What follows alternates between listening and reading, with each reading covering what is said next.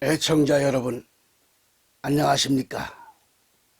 오늘도 전국에서, 해외에서 바로 지향산 골방에서 전해드리는 CJTN TV 방송 선교를 위하여 기도해 주시고 후원을 아끼지 아니하시는 애청자 여러분 모두의 건강과 은혜가 함께 하시길 바라며 진심으로 감사를 드립니다. 주 예수 그리스도 이름으로 오늘도 환영하고 강건하시기를 다시 한번 기도드립니다. 많은 은혜가 되시기를 바라겠습니다. 오늘도 역시 지난 시간에 이어서 교회를 나가지 못하시는 분들 많습니다. 그래서 비대면 예배를 드리시는 분들 위해서도 이 말씀을 준비했습니다. 마가복음 13장 28절로 37절의 말씀을 본문으로 해서 드리겠습니다. 지난주에서 이어서 말씀을 드리기 때문에 로마서 11장 17절로 22절의 말씀을 보면 이렇습니다. 가지들 가운데 얼마가 꺾여지고, 자, 꺾여졌다. 여기 꺾여져, 가지들 가운데 얼마가 꺾여진 건 뭘 가리키죠? 꺾여지는 이스라엘 나라를 말합니다. 꺾여진 이스라엘. 그런데 가지들 가운데 얼마가 꺾여지고 돌 올리브나무인 네가, 그렇습니다. 바로 이방인들, 이런 사람들이죠. 네가 그들 가운데 접붙여졌다. 우리는 지난날에 이방인들로서 돌감나무, 올리브나무와 같았는데 바로 우리들을 접붙였다는 것이죠. 올리브나무의 뿌리와 기름진 것을 함께 받게 되었다면 그랬습니다. 우리가 예수 그리스도께 접붙임 당하고 하나님 백성으로 이제 기름과 함께 공급을 받게 됩니다. 여러분, 우리가 영원히 죽을 자리에서 지옥불에서 나올 수 없는 우리잖아요. 예수님이 땅에 오시지 않았으면 우리는 영원히 지옥불에 갈 수밖에 없습니다.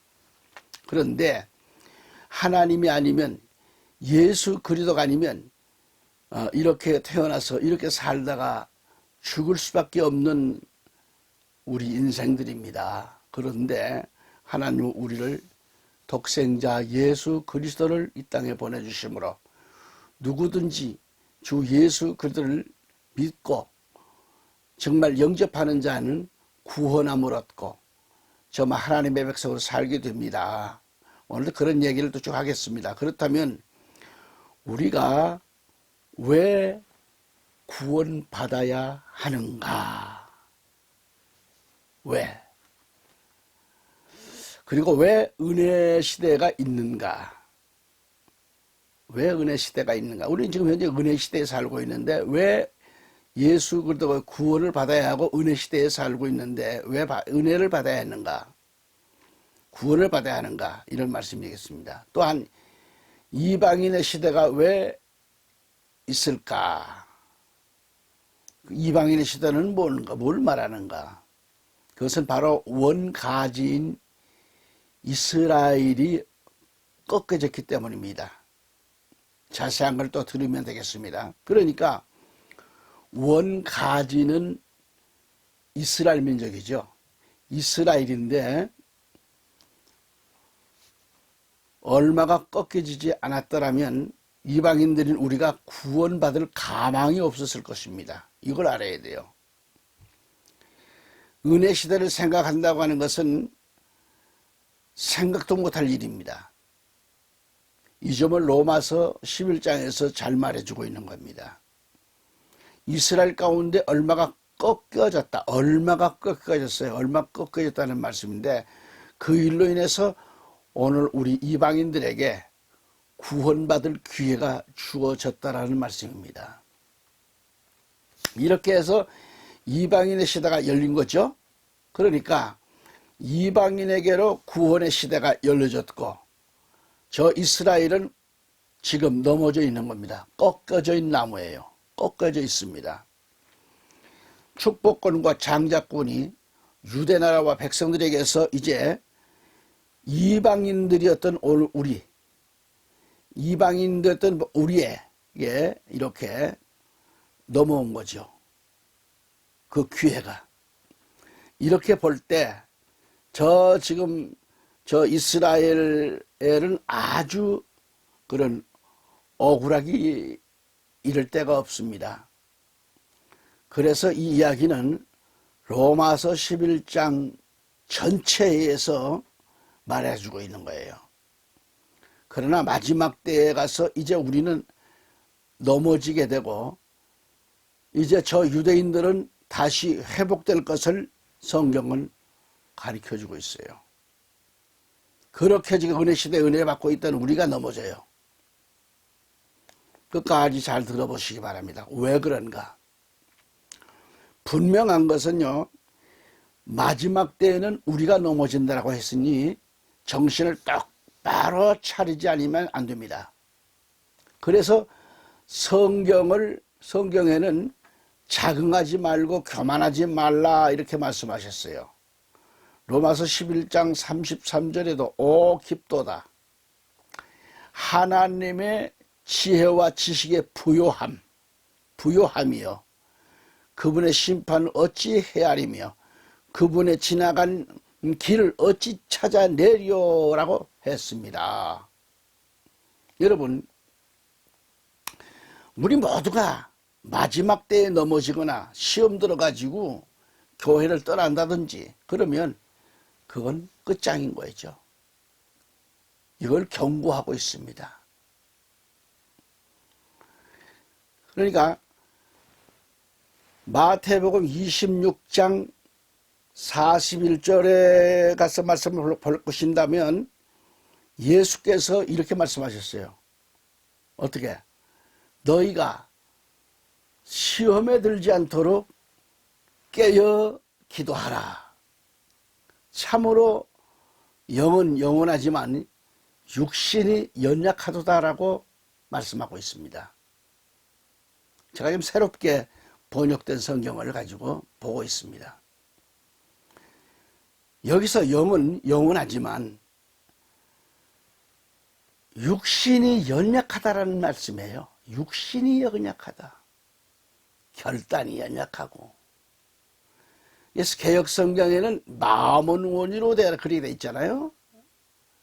마음이 아니라 영은 원하지만 육신이 연약하도다라고 한 이 말씀이 정확한 번역입니다. 마지막 때에 육신을 이기지를 못한 사람은 뭐예요? 온전한 신앙을 가질 수가 있다? 없는 거죠. 그러니까 성도의 자격을 잃게 되는 겁니다. 하늘의 시민권을 박탈당한다 그런 얘기죠. 그러니까 로마서 8장 13절에 가서 말씀 보면 너희가 육신을 따라 살면 죽을 것이나 성령을 통하여 몸의 행실을 죽이면 살리라 이렇게 말씀하셨습니다. 그러니까 육신을 따라 살면 죽는다는 말씀이에요. 그리고 성령을 통하여 몸의 행실을 죽여야 산다고 했습니다. 육신을 이겨야 돼요. 우리가 죽으면 이 육신이 가는 게 아니고 내 영이 가는 겁니다. 그래서 육신대로 살지 말라는 거예요. 육을 이기라는 말씀이에요. 그런데 육을 이기질 못하면 구원받는 데 문제가 있을 뿐만 아니라 구원을 박탈당하고 마는 겁니다. 육신에게 져서 육신대로 살면 안 돼요. 하나님의 원수가 됩니다. 그러니까 로마서 8장 7절에 읽어보세요. 육신적인 생각은 뭐요? 하나님과 원수가 된다라고 말씀하고 있으니까 큰 일입니다. 우리가 하나님과 원수가 되었다면 이것은 끝장 아니겠어요? 끝장에 볼 것 없습니다. 그 앞에 영생을 얻는다는 것은 어림도 없는 일이죠. 하나님과 원수가 되었다면 한 사람도 살 수가 없어요. 그리고 육신적으로 생각하는 것은 사망이라고 했지 않습니까? 사망이었죠, 사망. 다시 말하면 영은 원하지만 원하고 있는데 육신이 연약하다는 겁니다. 그래서 12절에서 바울은 뭐라고 했나? 육신에 그쳐서 육신을 따라 살 것이 아니니라고 말씀합니다. 13절에 가서 뭐라고 했어요? 너희가 육신을 따라 살면 죽을 것이나 성령을 통하여 몸의 행실을 죽이면 살리라. 아멘. 몸의 행실을 죽이면 살리라. 어디서? 성령을 통해서. 성령 받은 자, 성령 안에 살아야 돼요. 그렇게 되기를 원하신다면 이 방송을 애청하고 계신 여러분, 아멘, 아멘.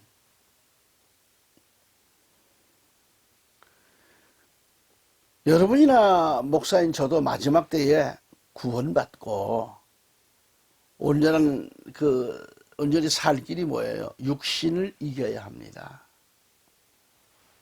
육신 이겨야 돼요. 자기 자신을 이겨야 돼요.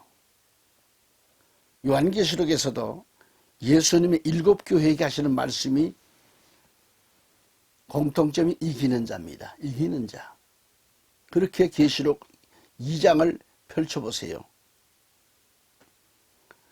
자, 계시록 2장에 보면 첫 번째 무슨 교회가 나오죠? 예배석 교회가 나오잖아요.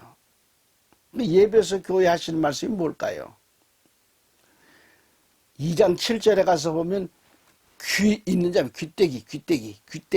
귀 있는 자는 성령께서 교회들에게 말씀하시는 것을 들을지어다 라고 했습니다.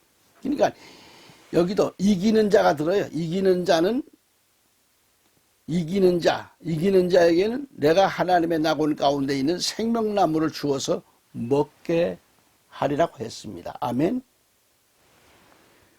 그 두 번째는 무슨 교회가 나오죠? 서문학 교회가 나오잖아요. 서문학 교회. 이 서문학 교회도 역시 뭐예요?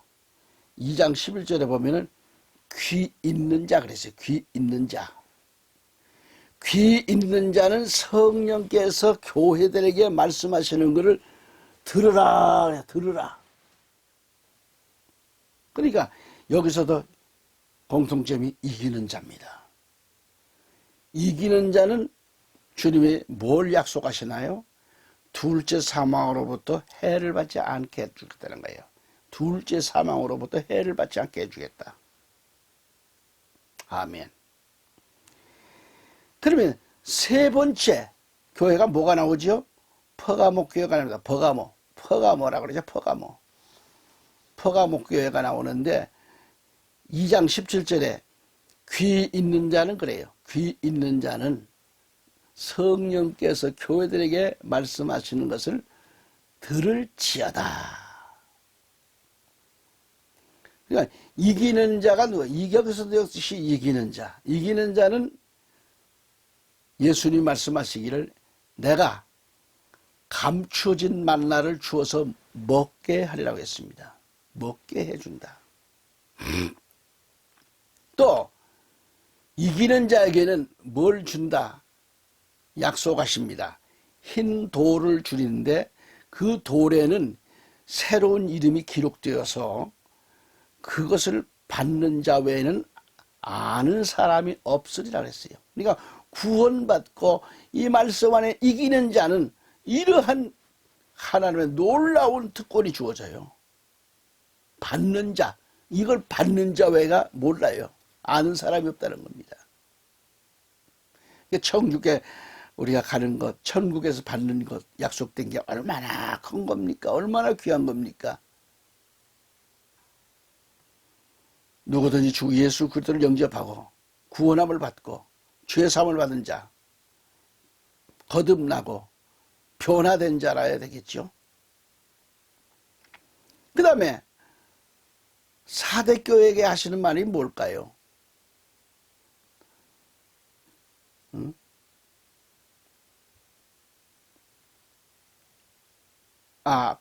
두아디라 교회가 먼저겠죠. 두아디라 교회에게 하시는 말이 뭐예요?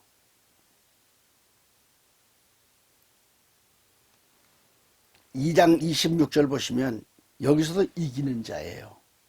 이기고 나의 일들을 끝까지 지키는 자, 하나님의 일을 끝까지 하는 자, 끝까지 지키는 자예요. 그런 자에게 뭘 약속하시죠? 내가 민족들을 다스리는 권세를 줄 것이라 했어요. 권세를. 이기는 자에게 하나님의 일을 할 것이며 끝까지 할 것이며 지키는 자, 그때에 내가 예수님께서 민족들을 다스리는 권세 준다시는 거예요. 계시록 2장 29절에 보면 귀 있는 자, 여기서도 귀 있는 자 말씀하는 거예요. 귀 있는 자는 성령께서 교회들에게 말씀하시는 것을 들을지어다. 아멘. 그렇게 말씀합니다. 그 다음에 이제 사대교회 얘기입니다. 사대교회도 역시 이기는 자예요. 이기는 자. 3장 5절에 이기는 자는 흰옷을 입을 것이라 그랬어요. 흰옷 입어요.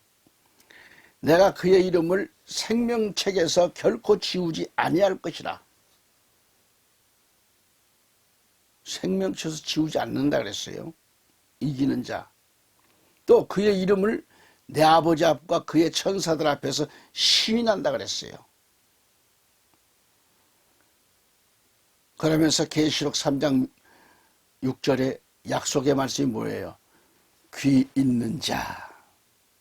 귀 있는 자는 성령께서 교회들에게 말씀하시는 것을 들을지어다. 그러니까 여러분 교회에 나와서 영과 진리로 예배드리며 하나님 말씀을 묵상하며 하나님 말씀을 정말 들을 수 있는 거 얼마나 큰 축복입니까? 아무나 이거 듣는 거 아니에요. 아무나 결단하는 거 아니에요. 응? 그래서 복 있는 자가 누구냐? 주님의 말씀을 받고 있는 사람, 듣는 사람이 복 있는 거예요. 그리고 그 말씀 안에 살아야겠죠. 그 다음에 6번째 무슨 교회죠? 필라델피아 교회. 필라델피아 교회에게 뭘 약속하시나요? 자, 뭘 어떻게 할까요? 여기도 역시 3장 12절에 보시면 이기는 자입니다. 이기는 자. 이기는 자는 우리 예수님이 말씀합니다. 내 하나님의 성전에 기둥으로 삼아주겠다. 삼으린다. 기둥으로. 여러분 교회에서 기둥 같은 성도, 기둥집사, 기둥권사, 기둥장, 기둥장로 얼마나 듣기 좋은 얘기입니까? 기둥으로 삼겠다. 기둥. 너를 핵심 멤버로 삼겠다 이 말이야. 응? 야.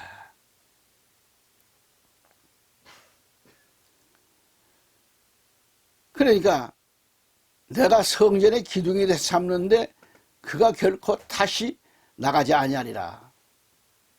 또 내가 그 사람 위에 내 하나님의 이름과 내 하나님의 도성의 이름, 즉 내 하나님으로부터 하늘에서 내려오는 새 예루살렘을 거룩하고 또 나의 새 이름도 그 사람 위에 기록하리라고 했습니다.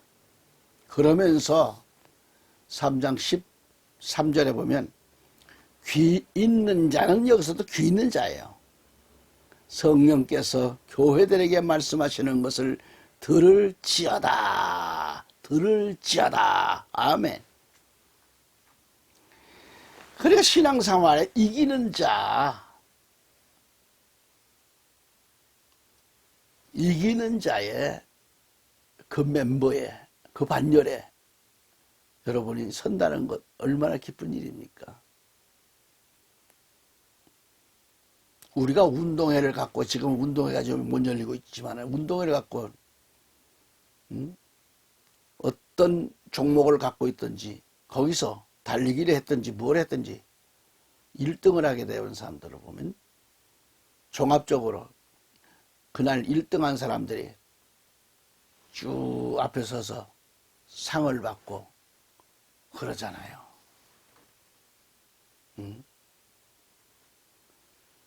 이기는 자가 상급이 있잖아요. 그래서 하나님께서는, 우리 주님께서는 말씀하기에 귀 있는 자 얘기가 계속 나오는 거예요. 귀 있는 자가 성령께서 교회들에게 말씀하시는 걸 들을지어다라고 합니다. 아멘. 그 다음에 나오는 교회 이름이 뭘까요? 라오디게아 교회잖아요. 라오디게아. 라오디게아 교회도 역시 3장 21절에 보면 이기는 자에게, 여기서도 이기는 자. 내가 내 보좌에 나와 함께 앉을 것이 자격을 준다. 자격 줄이니. 이는 내가 이겨서 내 아버지와 함께 그의 보좌에 앉은 것과 같은 일이라고 했고요. 그리고 22절에, 3장 22절에 가서 뭐라 그랬어요? 귀 있는 자 그랬어요. 또 귀 있는 자는 성령께서 교회들에게 말씀하시는 것을 들을지어다. 아멘. 라오디게아 교회에도 그런 얘기를 약속합니다. 자, 이상과 같이 위에서 지금 말씀드린 것처럼 7 교회들에게 말씀하신 주님은, 우리 예수님은 무엇을 말씀하셨는지 아십니까? 이기는 자에 대한 말씀 아니겠어요? 그 말세에 뭐예요? 이기는 자가 되라는 거예요. 말세에. 우리 성도님들, 여러분들이 이기는 자가 돼야 돼요.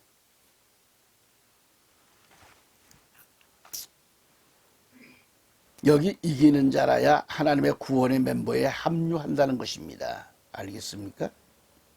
그렇지 못한 자들은 뭐예요? 결국 육신에게 져서 육신이 넘어진 자들입니다. 육신에게서 진 자들. 육신을 이기지 못하고 육신에 져. 아이고. 용서하고 들으세요. 이 못난 사람이 예수 믿고 결단을 해야 되겠는데, 교회는 나가는데 이걸 빠는 걸 도대체 못 끊는 거예요. 그래서 그날 예배 참석했다가 청년 때 얘기입니다. 교회 들어와서 말씀 듣고 나면 이제 결심해야지, 이제 끊어야지, 내가 하나님의 아들인데 끊어야지 해놓고는 집에 오면, 그러고서 이제 담배를 사가지고 주머니 놓고 다니는 거니까 이걸 화장실에 가서 그냥 재래식 화장실, 옛날에는 그걸 손으로 샥 앞에 틀어가지고 말이죠. 화장실에다가 다 집어넣었어요. 집어넣고는 방에 들어가서 생각하니 후에 막급한 거예요. 온천히 그냥 누가 천장을 쳐다봐도 잠이 오나요? 아까워서. 그래가지고 그냥 한 대만 더 어디 피워봤으면 좋겠다 해가지고 그 한밤중에 길거리 나가가지고 담배꽁초 찾느라고 정신없어요.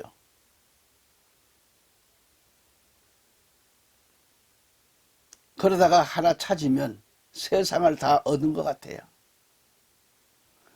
그러다가 너 뭐 하는 짓이냐라는 마음의 양심에 찔림이 오면 내 입으로 주여, 이렇게 못났습니다. 이걸 못 참고 이걸 이기지 못하고 내가 또 실수했습니다. 또 범했습니다. 아버지여 내 죄를 용서하소서. 또 이제 그렇게 또 기도를 해요. 그러기를 몇 번 만에 드디어 끊었습니다. 그것도 내 힘으로가 아니에요. 마음에 힘을 주시기 때문에, 결단을 하기 때문에, 그리고 육적으로는 내가 나 자신을 이겨야 되겠다는 그 각오, 결심, 결단, 이것 때문에 끊었어요. 그냥 끊고 나서 그 다음 주간 무슨 열흘이 넘어가고 뭐 한 달이 넘어가고 2달 넘어가고 쭉 넘어갑니다. 전혀 생각 안 나요. 그리고 담배 피우는 사람들이 옆에 가면 그 냄새가 그리 싫은 거예요, 이제는. 그러면서 담배가 끊어졌고, 술도 말이지 얼마나 퍼먹었는지 몰라요. 그 술 얘기는 다음에 얘기 드릴게요. 아주 부끄러운 얘기 하는 겁니다. 지난날에 이렇게 못난 사람이었습니다. 그러니까 그 당시도 결국 뭐예요? 육신에게 져서 육을 못 이겨가지고 그러는 거예요. 육을 못 이겨서. 응? 담배, 이거 육을 못 이기니까 못 끊는 거예요. 아니, 자기가 자기 하나를 컨트롤 못 합니까? 얼마나 부끄러워요. 옛날에 생각하니 부끄럽더라고요. 야, 그 당시 왜 그렇게 나를 못 이겼을까? 그래서 이기는 자야. 내 자신이, 나를 이겨야 돼요. 나를 컨트롤 해야 돼요. 다 버릴 건 버려야 됩니다. 그래서. 결단의 신앙이 얼마나 중요한지 몰라요. 그러니까 이기는 자. 또 어떤 고난도, 어떤 문제도 이길 수 있어야, 이겨야 돼요. 그리고 어떤 핍박도 이기는 자가 될 때 성경의 말씀들이 다 그겁니다.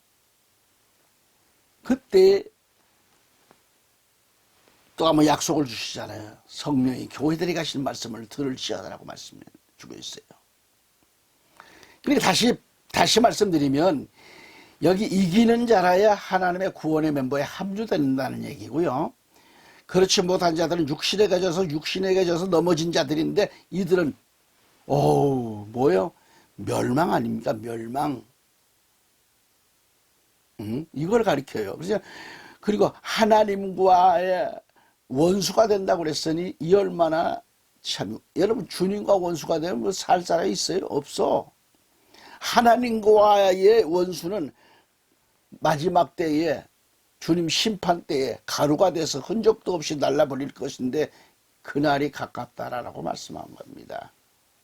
그래서 성경에는 타작마당 얘기를 하고 있고 옹기 얘기를 하고 있고, 옹기를 예쁘게 만들었지만 그걸 깨트릴 수 있는 권한이 주인에게 있는 거예요. 옹기장에게 있는 거예요.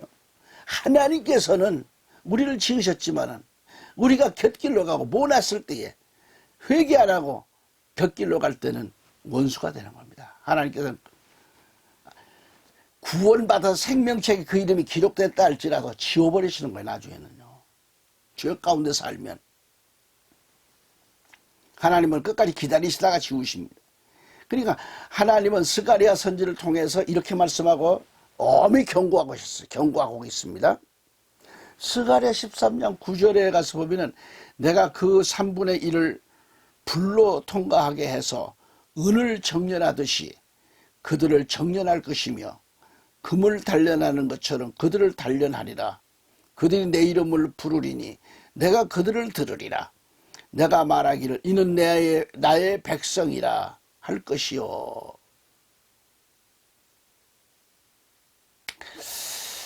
스가랴 13장 9절 말씀 한번 보시기 바랍니다. 엄청난 혼란 속에서 아예 그냥 용광록 속에 집어넣는 거죠.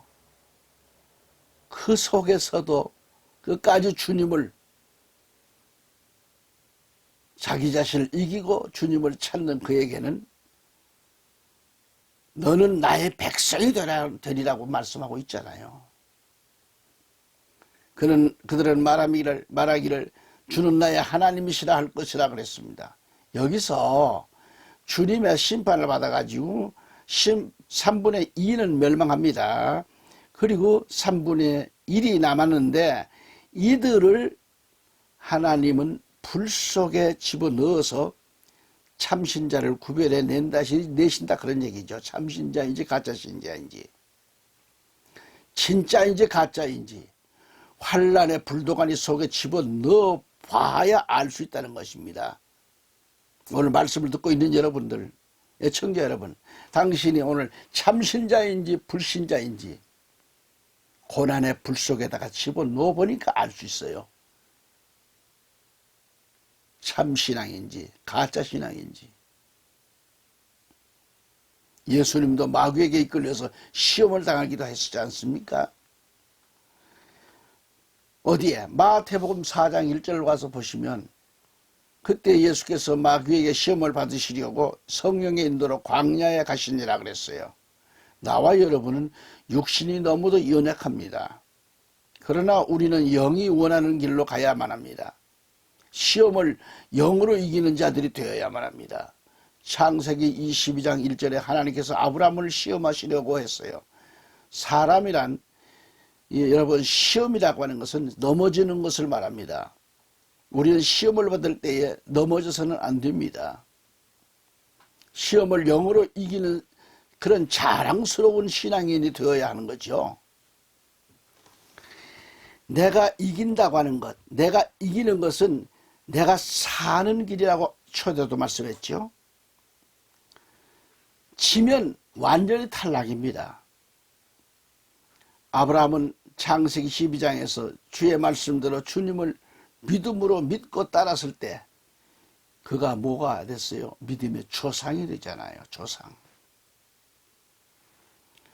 그리고 그 후 창세기 20장 1절에 가서 보면은 아브라함에게 이삭을 바치라는 시험이 옵니다. 그때의 아브라함은 만일 주여 무슨 말씀을 그렇게 하십니까? 믿음의 조상이 될 것을 약속해 주셨으며 그리고 아들 이삭을 주셨는데 그러나 주신 아들을 모리아 산으로 데리고 주님을 위하여 제물로 드리라고 했으니 여기서 우리가 생각할 게 있잖아요. 무엇인가 잘못된 것이 아니겠느냐고 할 사람도 있을 겁니다. 그래서 이삭은 바칠 수도 없고 내가 이삭과 잘 살겠으니 하나님 이 일만은 포기해 주시기를 원했다면 아브라함은 믿음의 조상이 될 수 없었습니다. 축복의 기회를 상실되고 말았을 것입니다. 그러나 아브라함은 믿음의 사람이었기 때문에 창세기 22장에서 하나님의 그 말씀 앞에 그대로 순종했어요. 불순종했다라는 것이 아니고 불순종이라는 마음을 한 번도 가져본 적이 없어요. 한 적도 없어요. 하나님의 명령 앞에 즉시 순종한 겁니다. 딴청 부릴 여가도 없이 즉시 나무단을 만들고 아들 이삭을 데리고 모리아 산을 향하여 맨날 며칠을 거쳐 가는 겁니다. 그것도 그 앞에 산에서 드리라는 게 아니에요. 꼭 그 장소에 가서 드리라는 거예요. 모리아 산.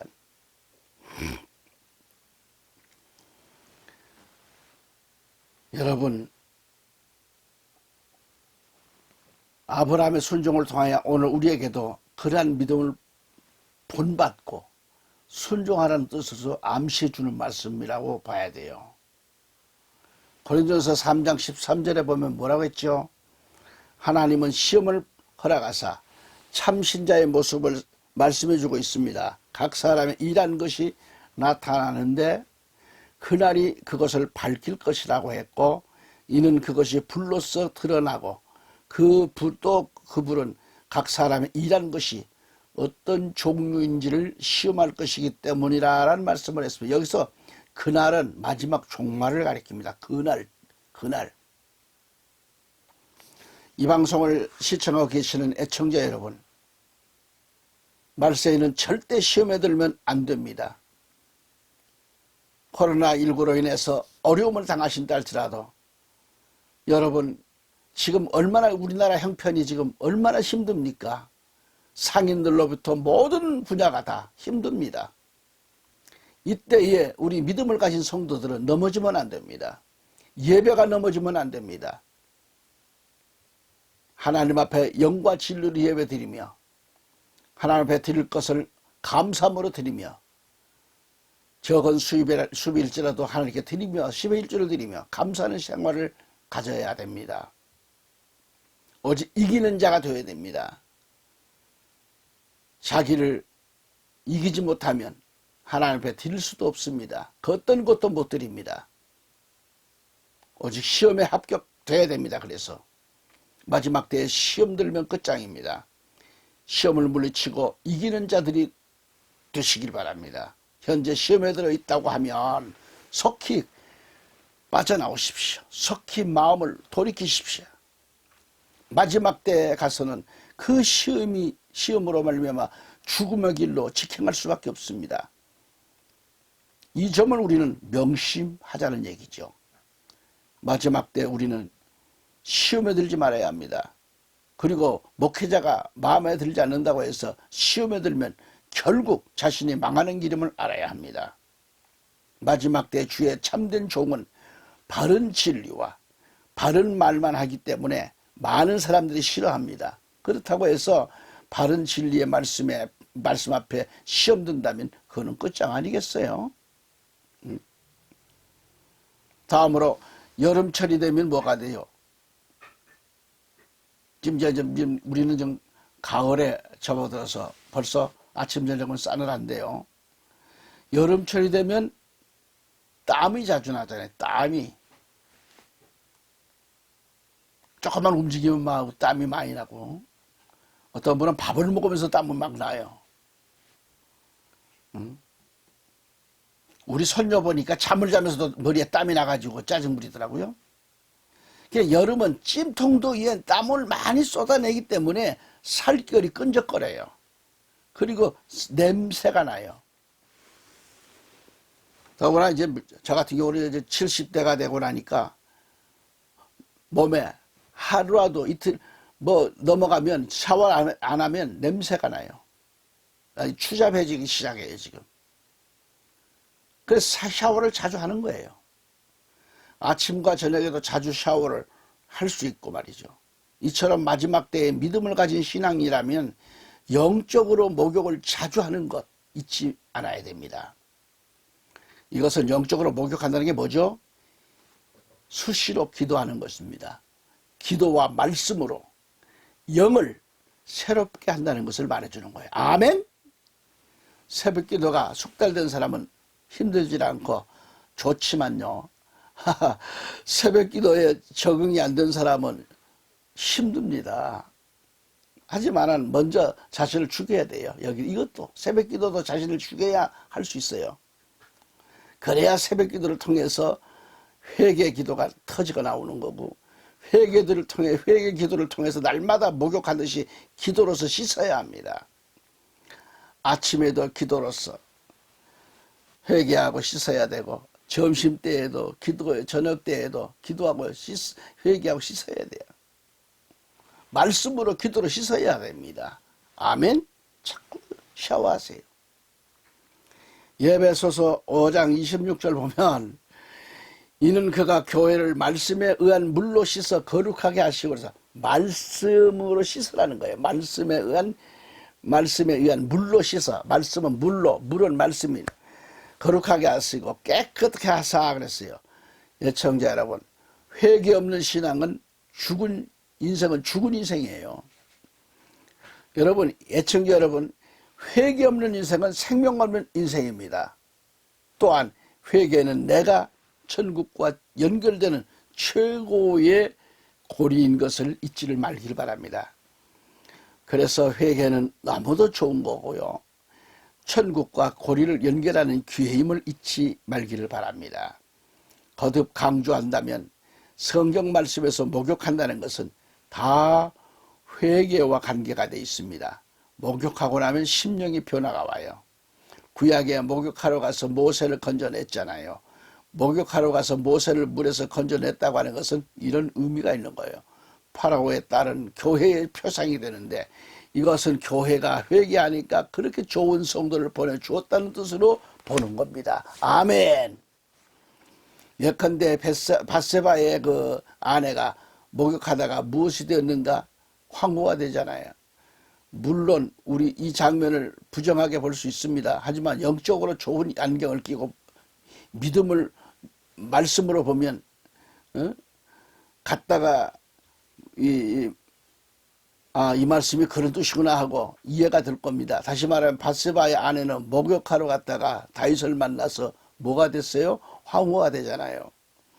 물론 밧세바의 아내가 목욕하러 가는 일이 없었더라면 다윗의 눈에 띄지도 않았을 거고요. 황후도 되지를 못했을 거고요. 다시 말하면 목욕을 하게 되니까 다윗의 눈에 보인 겁니다. 마찬가지로 이는 하나님께서 합격을 시켜주셨다는 말씀이죠. 황후가 됐다는 말은 온전한 천국의 백성이 됐다는 증거로 보아야 하는 것이죠. 성경 말씀을 찾아보면 다 목욕과 관계된 것들은 회개가 끝난 다음에는 반드시 축복이 있다는 말씀을 볼 수 있습니다. 그래서 목욕을 하려면 7가지 옷을 벗어야 되죠. 7가지 옷들이 뭘까요? 첫째는 위선의 옷을 벗어라. 둘째는 시기의 옷 벗어라. 셋째는 질투의 옷 벗어라. 넷째는 교만의 옷을 벗어야 되고, 다섯째는 높은 자리 옷을 벗고, 여섯째는 명예의 옷 벗고, 일곱째는 사치의 옷을 벗어라. 이것들을 다 벗어가지고 다 던지라는 거예요. 던져버려라. 이 말씀을 명심하시길 바랍니다. 위에 7가지, 다시 자기의 7가지의 옷을 벗어 던져야 되고, 목욕을 하려면 반드시 이 7가지 옷을 벗어 던져야 돼요. 그래야 깨끗하게 씻게 됩니다. 위선의 옷, 시기의 옷, 질투의 옷, 교만의 옷, 높은 자리 옷, 명예의 옷, 이런 사치의 옷 등이 이러한 그 옷들을 과감하게 기도하면서 회개하면서 벗어 던졌을 때 성령 충만하게 되고 은혜가 충만하게 됩니다. 결국 자기를 이겼잖아요. 상급이 오잖아요. 회개함으로써 거룩한 하나님의 인침받는 사람들, 성도로서 새롭게 태어나는 것입니다. 회개도 2가지가 있는데 좋은 회개가 있고 나쁜 회개가 있는 겁니다. 오늘은 여기서 말씀을 접습니다.